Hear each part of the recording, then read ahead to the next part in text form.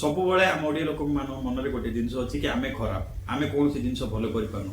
ମୁଁ ଆପଣଙ୍କୁ କହୁଛି ଏ ଫିଲ୍ମ କାନ୍ତାରା 2 ଦେଖିଲା ପରେ, ଚାରିଧାମ ଦେଖିଲା ପରେ ଯଦି ଆପଣ ଯଦି ସତରେ ଓଡ଼ିଆ ହେଇଥିବେ, ଆପଣଙ୍କ ମଧ୍ୟରେ ଓଡ଼ିଆର ମୂଲ୍ୟବୋଧ ଥିବ, ତାହେଲେ କୌଣସି ନା କୌଣସି କ୍ଷେତ୍ରରେ ଆପଣଙ୍କୁ ଚାରିଧାମ ନିଶ୍ଚିତ ଭାବେ। ହାଇ ଫ୍ରେଣ୍ଡସ୍, ମୁଁ ଆଜି ଆପଣମାନଙ୍କୁ ଗୋଟେ ଟପିକ ବିଷୟରେ କହିବା ପାଇଁ ଚାହୁଁଛି।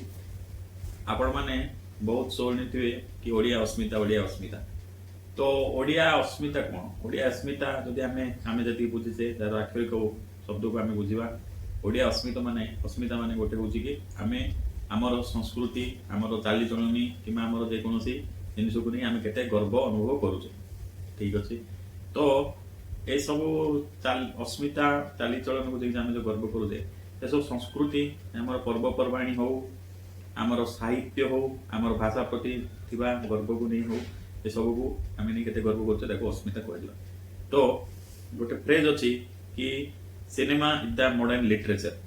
तो सिनेमा होची आजिकाली जुगरे गोटे मॉडर्न लिटरेचर बा मॉडर्न साहित्य। तो आमे बहुत समय कंप्लेन करू कि ओडिया फिल्म भल हो नहीं। ठीक कथा, ओडिया फिल्म बहुत भल हो नहीं, तार भी तो बहुत प्रकार कारण अच्छी। हॉल संख्या कम, सरकार प्रोत्साहन दौना, बजेट कम, बहुत एक्टर नहांती। ओके, सब ठीक अच्छी। वर्तमान जदि आमे किछि दिन गति को अनुसरण करिबा, किछि दिन हबो, 2-3 वर्ष हबो, लगातार गोटे पर गोटे भल मूवी आसी चली। एही धारा रे एही दुर्गा पूजा उपलक्षे 2 गोटी फिल्म आस्थिला। तो सेति मध्यरु गोटे फिल्म हैला चारिधाम। तो मु जहा देखिली से फिल्म हुए तो बहुत भी भल न हो पारे, बट बहुत भी खराब न। से पिक्चर रो अभिनय ठीक ठाक थिला, कहानी भी भल थिला। तो कहबा को बोले ताको आपण माने फैमिली मान संगर मेंबर सहित देखि पारे। व्यवसायिक दृष्टिकोण रो मध्य 2 अक्टोबर सुधा दशहरा दिन से फिल्म रो ठीक ठाक बिजनेस होइतिला, बट अचानक से फिल्म को हॉल रो काट दिया गला। कारण गोटे अन्य गोटे भाषा भित्तिक फिल्म कांतारा सेटा को नहीं कि फिल्म को हॉल रे पके। ठीक अच्छे।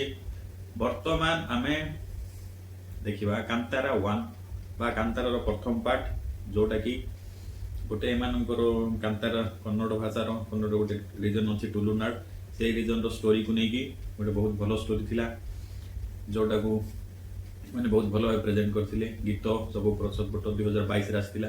से फिल्म प्रथमे प्रमाणित कला कि रीजनल फिल्म भी बहुत भल होइथै पारे। भल थिला, मु भी देखिथिले, सेटा बहुत भल लागिथिला। मु गोटे लोक जे कि लोकनाट्य माने कला, लोक कला को बहुत भल पाइबा लोक। तो सेही दृष्टि भूत कला फिल्म किंबा एथिरो जो यक्षगण किंबा ए सब रो टाइम गुलिगा ए सब रो डांस फॉर्म हो किंबा जे कोनसी बराह अवतार गीत बहुत भल भाव प्रेजेंट करिथिले। तो सही समय मोर प्रश्न आसला कि आमर भी तो सेमती नृत्य अच्छी, से प्रहलाद नाटक हो, दंड नाच ताको नहीं आमे ठीक भाव कर। ओके, कौन सी कारण से फिल्म आज ओडिशा रे बनी पारु नाही। तो 2025 मसीह अक्टोबर मासरे तार द्वितीय पार्ट बापन कहि परिबा प्रिक्वेल आगर पार्ट गोटे आसी जो कांतारा चैप्टर 1 कहि जाउछि। मु देखिली से फिल्म गोटे व्यवसायिक दृष्टिकोण रो बहुत भल सफलता पाई पारे, बट आपण जदि बजेट को देखिबे पार्ट 2 रे सेमिति किछि देखिबा जिंस नाही ना। कोनोसी बरा रूपम भली संगीत सेटा पुणी थरी होइछि ना, कोनोसी नुआ प्रकार संगीत थिला ना, किछि मन अति मन को छुईला भलिया गीत अछि, मन को छुईला भलिया कहानी। ताको आपण कहि परिबे गोटे अति लेंबू चिपुडले पिता सेमिति गोटे कहानी को नै कि से माने रिप्रेजेंट करिया पई माने बहुत बढ़ी चढ़ी रिप्रेजेंट करिया पई चेष्टा करथिले। ओके, कला गोटे लोक रिप्रेजेंट करी मु तापर आर्गुमेंट करिया पई चाहुनी कि सेटा बहुत भलो, मते सेटा भलो लागिला नाही।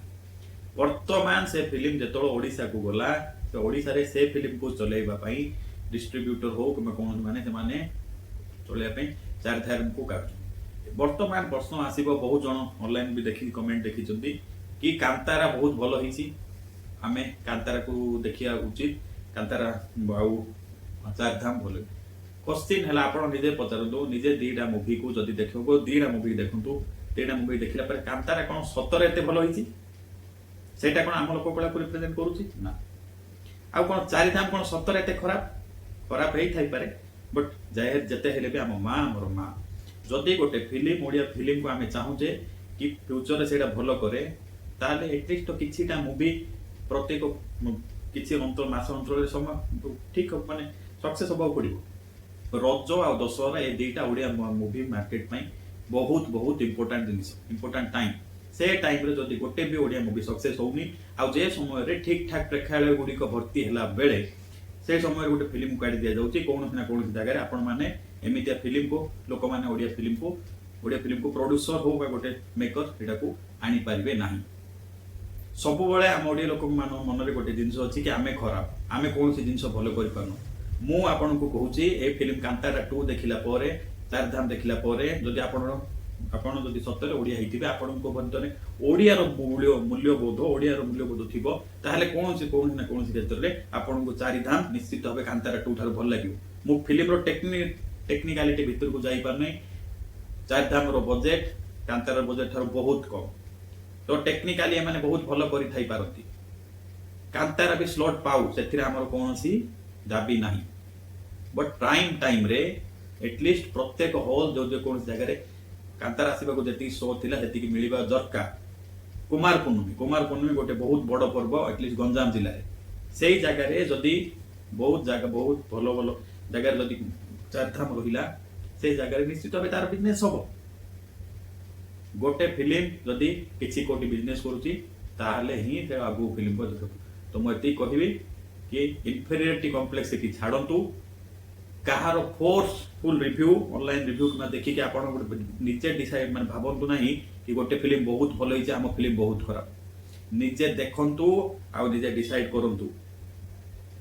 ଏବଂ ଏ ମାଧ୍ୟମରେ ମୁଁ କହିବା ପାଇଁ ଚାହୁଁଛି କି ଚାରିଧାମ ଏଟଲିଷ୍ଟ ସିଏ ଯଦି ଫିଲ୍ମ ହଲ୍ରେ ପଡ଼ୁଛି 60 to 70% ବି ଅକୁପେନ୍ସି ରହୁଛି, ତାହେଲେ ତାକୁ ସ୍ଲଟ୍ ମିଳିବା ଦରକାର।